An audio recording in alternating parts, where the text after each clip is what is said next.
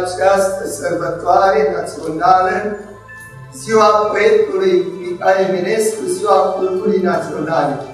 Vor începe să-și dea concursul pentru a aduce omagiu poetului național între cei mai mici, de la 4-5 ani până la 10-12 ani, apoi cei tineri și la sfârșit seniorii. Vă mulțumim și să știți că cele ce veți asculta țin și de foame. De aceea să vă hrăniți sufletul cu toate aceste cântări, poezii și cuvinte alese pentru poetul național Mihai Eminescu. Mai am un singur dor, în liniștea serii, să mă lăsați să mor la marginea mării. Bine ai venit în casa noastră, neame tu, floarea mea albastră.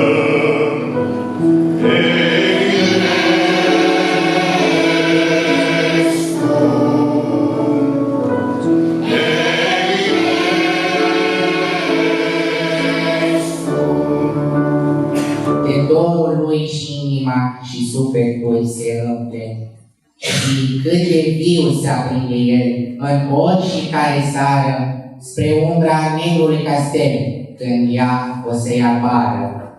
Și pas cu pas, pe urma ei, alunecă nodaie. De la mare la hotin, mereu calea nu a țin. Din boian la vatra dornii, au umplut 1000 de acordi. Și străinul de tot paște, de nu te mai poți cunoaște. Sus la munte, jos pe vale, și-a făcut dușmanul cale. Din sărmari până săcele, numai paturi ca acele. Vino codru la izvorul, care tremură pe flori, de prispa cea de braze, crengi legate o ascult. Și în brațele întinse, ale 7 țângari,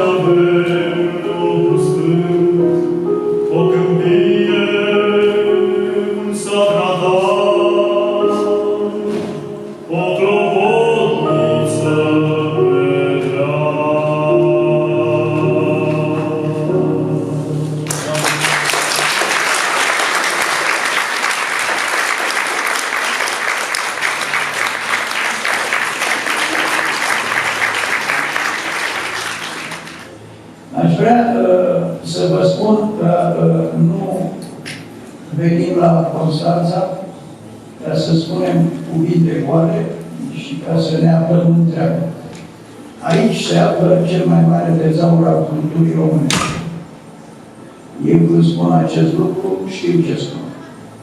Niciodată, să zicem, în istoria României n-a fost sărbătorită Eminescu cu 100 de volume din biblioteca lui și având în această altă masă rotundă, care e chiar rotundă, în 100 de volume din Monumenta României Istorica. Iată, un singur om poate să facă atât cât nu pot să facă toate academiile pe care le are România, toate universitățile și din nefericire nici patriarhia, pentru că de mult, acum 7-8 ani, mi-am scris patriarhului să tipărim aceste volume. Și aș vrea să punctez și câteva lucruri din viața lui. A făcut școală la Cernăuți, cu greu care a ajuns la școală tatăl său. Nu uitați că au fost câțiva frați și au făcut studii serioase. Deci căminarul și-a cheltuit o avere, deci trimitea bani de aur pentru copiii săi. Studiile la Viena, unde a stat vreo 2 ani, deci a fost auditoriu extern. Nu răspundea în fața niciunui profesor, fiindcă nu se dusese cu diploma de bacalaureat din Cernăuți ca să se înscrie la Universitatea din Viena. Deci a fost un om liber, în felul lui un anarhist, care s-a dus la studiile care îi plăceau, ce-l interesa. În corolar vreau să vă spun că a avut profesori în Viena și Berlin și are însemnări din câteva creiere deștepte din epoca sa, deci suntem în secolul XIX, și profesorii și oamenii cu însemnări în manuscrisele lui sunt, între alții, 19 viitori laureați ai premiului Nobel, deci avea instinct. Deci când vă spun că știa carte, a avut și cu ce să învețe, a avut și creier. Am identificat toate celelalte texte germane din manuscrisele lui Eminescu, fiindcă noi a intuit că Eminescu a scris în germană. Într-adevăr, a scris în germană, sunt vreo 39 de poeme, nu de aceeași valoare cu cele din limba română, din nefericire. Aici am publicat manuscrisele lui Eminescu exact cum sunt. Color și cu toate filele. V-am mai zis 32 de manuscrise de volume, din 39 sunt cu greșeli, care aparțin tipografiei. Și celui care s-a gândit. Eu îi cunosc pe toți care s-au ocupat de aceste manuscrise și ne-am și zis, doamna Gabriela Dumitrescu a corectat stânga-dreapta originalul și copia, deci din Academia Română n-au plecat cu greșeli, că nu puteau pleca. Din care au originalul în stânga. Dar în tipografie, poate ați fost mulți de masă în tipografie, se fac plăceri la color, se fac plăci separate și versourile. Și când s-au pus versourile, n-am mai știut tipografii în care manuscrise și-au pus la cântare. Unele nu le-au mai pus deloc. Einstein a avut aceeași profesor ca Eminescu, de aia analfabeții în curcă, Eminescu.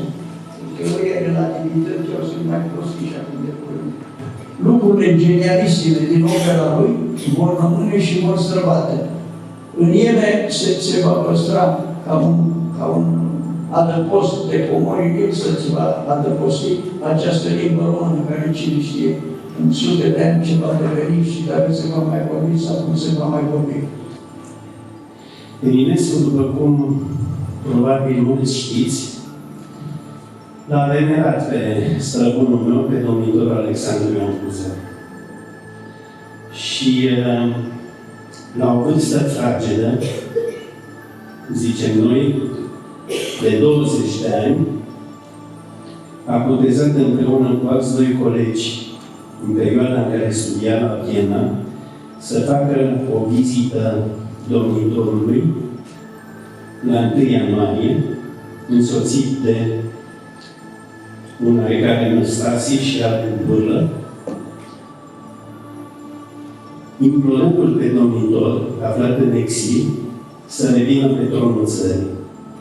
Iată ce frumoase continuitate de domnul Bogdan Cuza a personalității marelui domnitor Alexandru Ion Cuza și această înfrățire pe care ne-a arătat-o, această legătură între familiile marilor cronicari care au prin purtarea de grijă a lui Dumnezeu.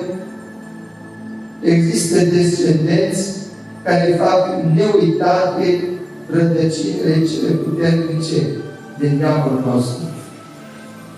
Vreau să mulțumesc domnului academician că venind însul aici este ca un magnet și atrage și alte personalități. Vă mulțumesc pentru ce ne-ați adus și vă rugăm să rămâneți proaspăt, tânăr și mereu dornic de a aduce și alte opere frumoase din Biblioteca UNESCO și din documente României și tot ce mai găsiți în fiecare săptămână aproape învorbiți și mă bucurați cu câte un manuscris nou din marii părinți din Dobrogea. Încheiem aici pentru că vom pleca foarte repede la Mănăstirea Derben. Au acceptat să meargă și domnul academician și domnul Bogdan Cuza. Ne invităm și pe cei care ne-au filmat aici, dacă au cu ce să ajungă. Veniți la Derben, că nu veți regreta, este un loc frumos.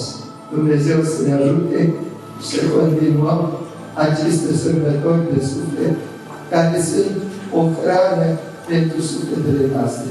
Vă mulțumesc că ne-ați însoțit și ne-am bucurat împreună de aceste evocări atât de necesare sufletelor noastre.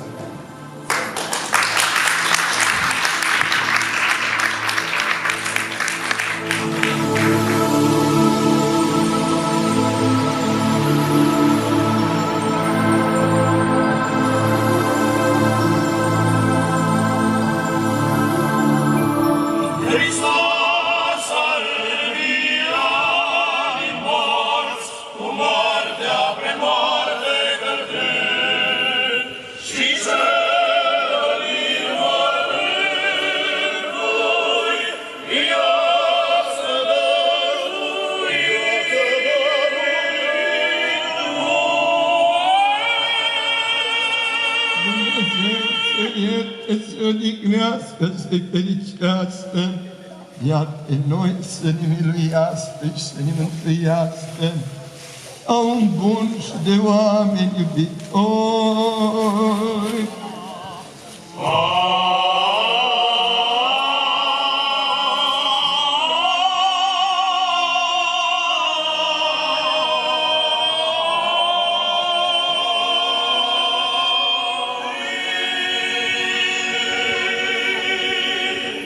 Pentru rugăciunile Sfinților Părinților noștri, Doamne Iisuse Hristoase, Dumnezeul nostru, miluiește-ne și ne mântuiește fără noi. Privitor ca la teatru, tu în lume să te închipui, joace unul și pe patru, totuși tu ghice vei chipui.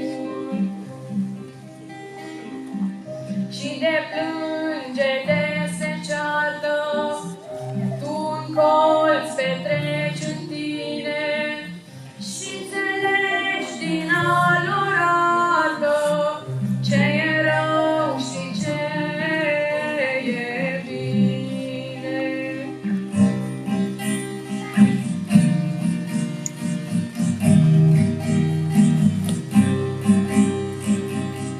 Viitorul și între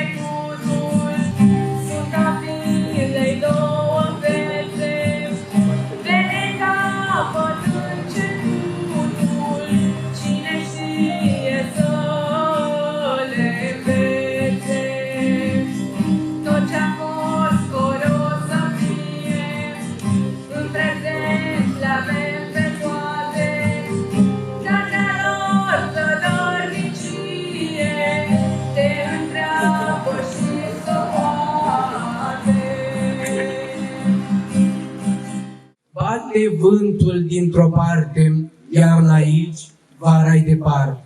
Și de ce să nu mă plec dacă păsările trec?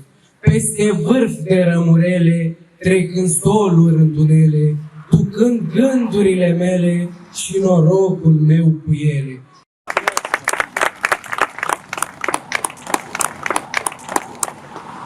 Trăim cărările și donim cântările și mai fac ceva gânduri, vara noi n-am ascult. Trecele voda pe ape, între trestii să se culce, vieții îngerii aproape, somnul dulce.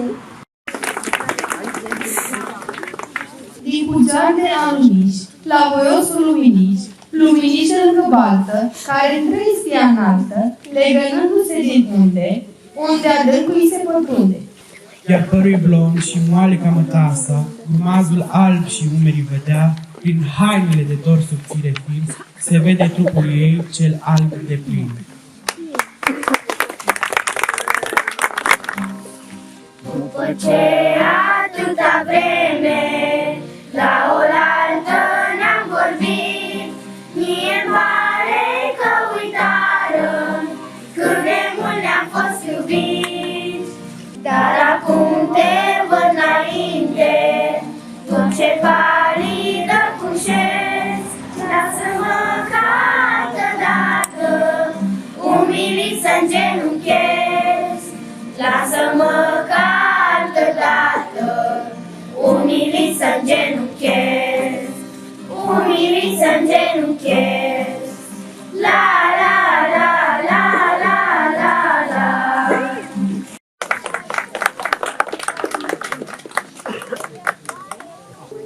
Pe genunchii mei ședeavei, vom fi singuri,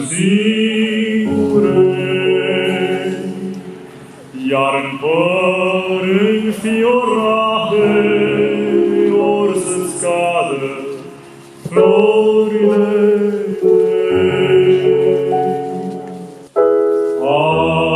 Adormim de armonia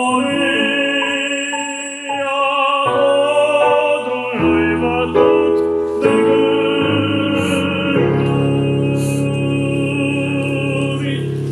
Noi de tei deasupra noastră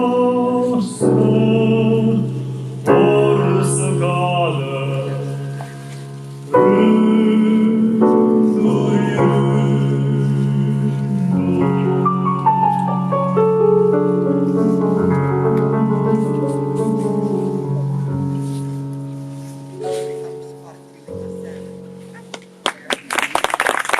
Mulțumim, Părinte! Din ochiul tău senin, o rață din abis, cântarea timpilor ce vin, o stea s-ar fi aprins. Ai fi trăit în veci de veci și rândul de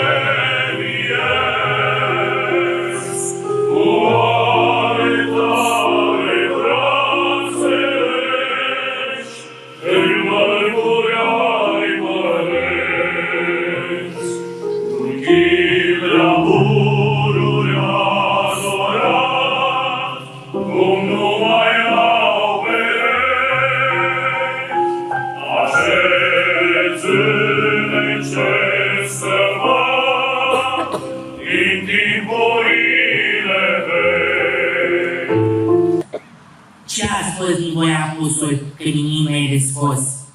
Mi-ați venit apoi de minte, o sticluță de pomadă, cu monoclu în ochi dreptat, mă, pețișor de promenadă, veștejiți fără de vreme, dar cu creier de copil, drept știința având în minte vreun vals de bar mabil, iar în schimb cu averea toată, vreun papuc de curtezană.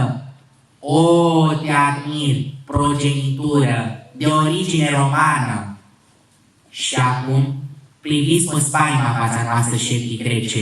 Vă mirați cum de minciuna astăzi nu mi se mai trece, când vedem că toți aceia care vor pe mare aruncă, numai banul îl vânează și câștigul fără muncă.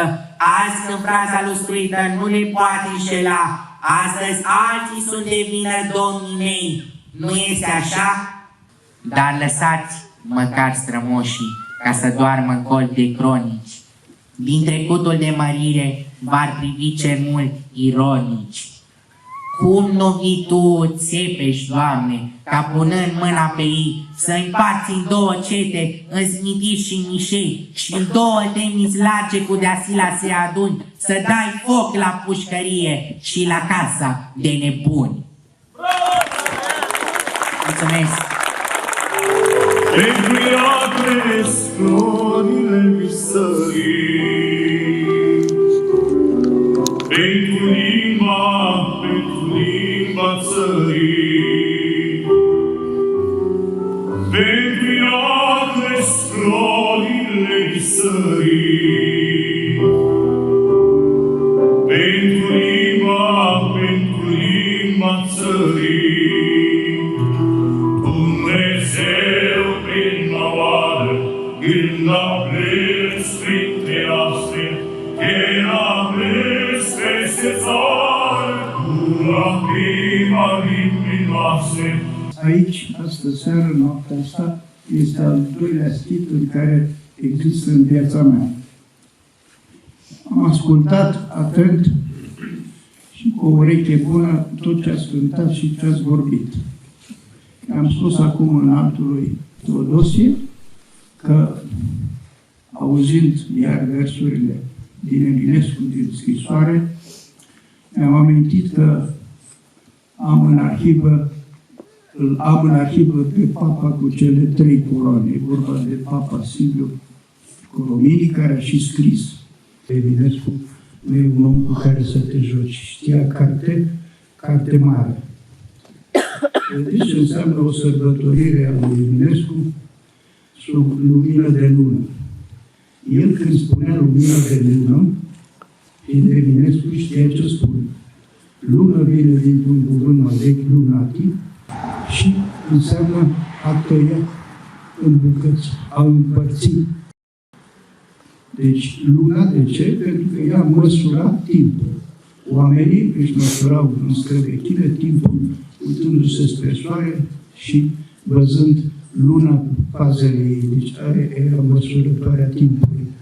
Câte popoare credeți dumneavoastră că au în Europa originale de la anul 401? Nu sunt nici 5 popoare. Pe greci nu-i numărăm că ei au un geniu care era dinaintea erei noastre.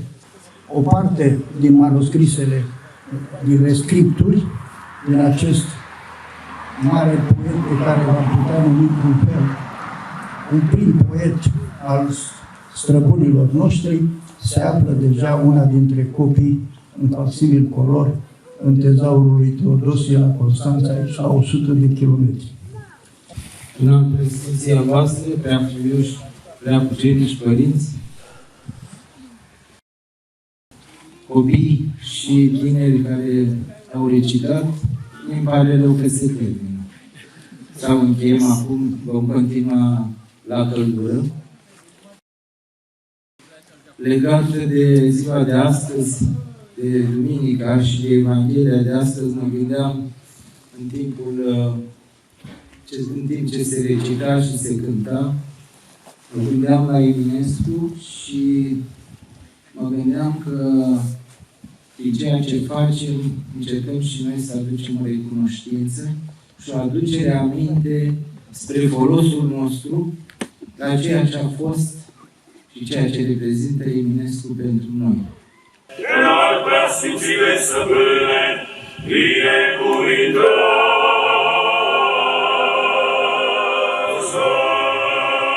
Pentru rugăciunile Sfinților Părinților noștri, Doamne Iisuse Hristoase, Dumnezeul nostru, miluiește-ne și ne mântuiește pe noi.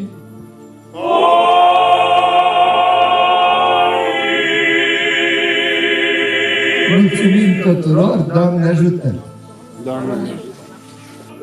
pace, Dumnezeule, binecuvântează mâncarea, băutura de robii tăi și toată ofranda adusă poetului național Mihai Eminescu, că stântești totdeauna cum și pururea și în vecii vecilor.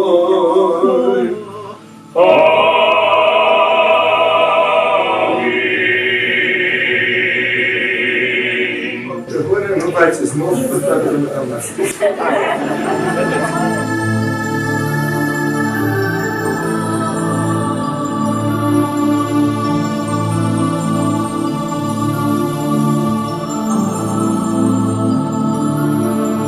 Astăzi, deci, suntem în o zi foarte specială pentru cultura română. Aniversăm nașterea poetului național Mihai Eminescu.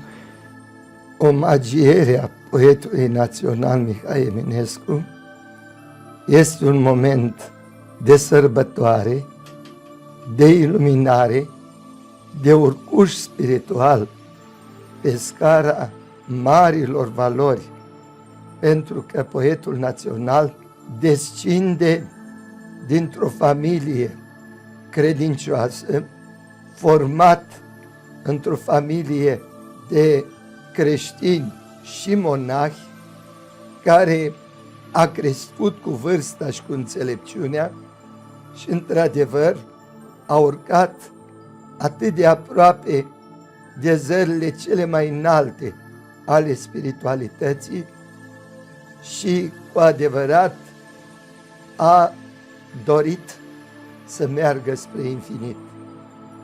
Omagierea aceasta este întotdeauna un prilej de îmbogățire.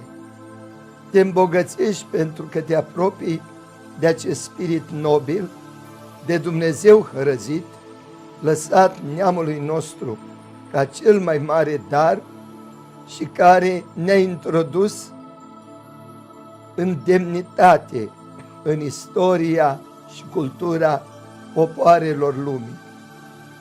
El rămâne unic, el rămâne legat de ținutul acesta, de țara noastră, de tot ce are țara noastră, cea mai frumoasă țară, pentru că relieful țării noastre este atât de complex și atât de armonios, iar spiritualitatea noastră este spiritualitatea cea mai naturală. De aceea este singurul loc unde apostolii care au venit și au propovăduit, Sfântul Apostol Andrei, cel întâi chemat, și apoi Sfântul Filip, n-au găsit aici nicio împotrivire. Pentru că strămoșii noștri au avut o spiritualitate superioară și grecilor și romanilor.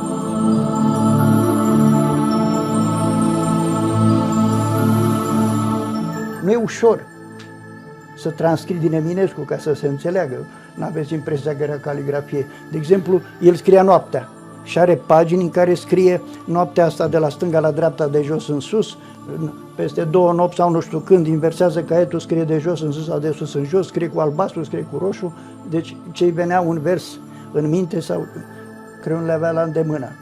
După aia e și timpul care a trecut. Dar aș vrea să vă întreb problema principală, n-au lucrat cu profesioniști. Eu o spun pe românește scurt.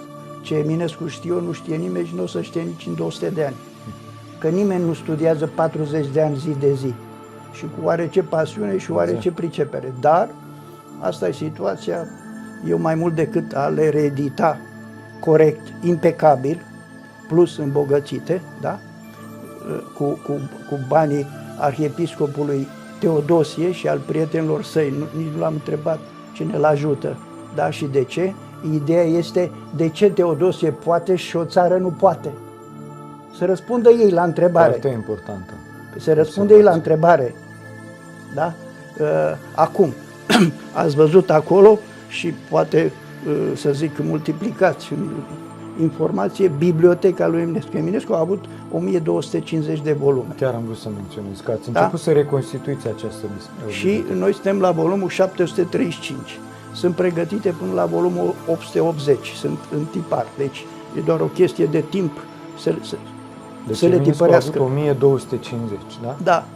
Văzând la Academia Germană, unde am fost împreună cu Bogdan Cuza și cu profesorul Deaconescu, văzând scrisul frumos al lui Eminescu, în gotică, scria uluitor de frumos. S-a uitat domnul Stoc pe o scrisoare către Titu Maiorescu. Atunci a spus, zice, cu ce vă pot ajuta? A fost profesor la Universitatea din Berlin și atunci l-am rugat să luăm urma documentelor. Poate mai există documente. Și așa cum am spus astăzi la Arhiepiscopie, am avut noroc să găsim matricola și cu scrisul personal Eminescu, în care el se retrage în 22 ianuarie, nu intrăm în multe probleme de familie, de bani, etc. Da? Bun. Ideea este că a făcut aproape 3 ani, din decembrie 72, 73, 74 până în ianuarie 75, aproximativ 3 ani de Universitate Berlin la filozofie. Îi apare numele în catalogele tipărite, deci nu avem de discutat. Am vorbit astăzi și micul amănunt, avea sau n-avea diploma de absolvire de bacalaureat la Cernauz, nici nu mai contează, fiindcă universitatea primea și cu diplomă și fără diplomă. Da. Ideea este că avea studii și dacă te uiți ce profesori au avut, sunt celebrisimi profesori ai planetei în vremea lui, aprins și vreme uluitoare. Chiar profesorul genial. Einstein. Deci cu câțiva vienezi și cu berlinezii, Eminescu a avut și cu câțiva care sunt în însemnările lui, 19 supraintelectuali care după 1900 au primit premiul Nobel.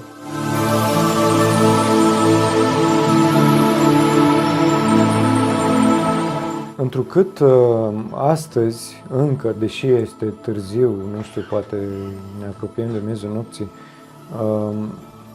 aniversăm 173 de ani de la nașterea poetului național Mihai Eminescu, vreau să scot în evidență că aveți o colaborare de mai mulți ani, de 12 ani, dacă am reținut bine, cu domnul academician Constantin Barbu și pe linia aceasta eminescologiei ați colaborat foarte mult și sunt rezultate absolut impresionante.